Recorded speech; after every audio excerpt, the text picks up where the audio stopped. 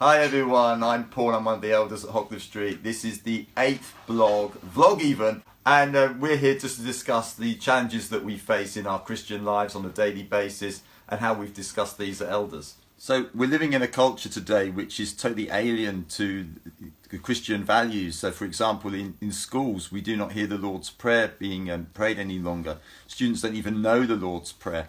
So we're looking at how people live their lives and the cost of that at times. For example, relationships and where you're going with those relationships, and standing out for Jesus in ways that you show that through your family and your relationships, your friendships, and all those things. The challenges of being a Christian and sharing your faith with your friends and your family can be really, really tough. And we've explored that at Elders about how we need to support one another and tackle some of those really challenging conversations.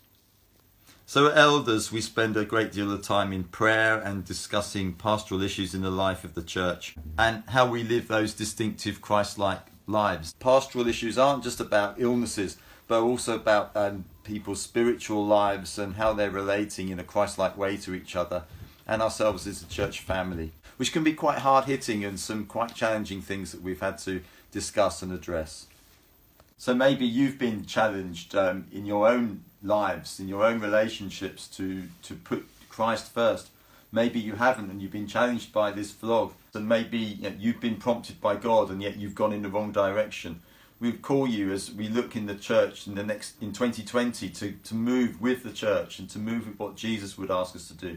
Making those difficult decisions and challenging, but being encouraged to follow him and follow Jesus in everything that he does.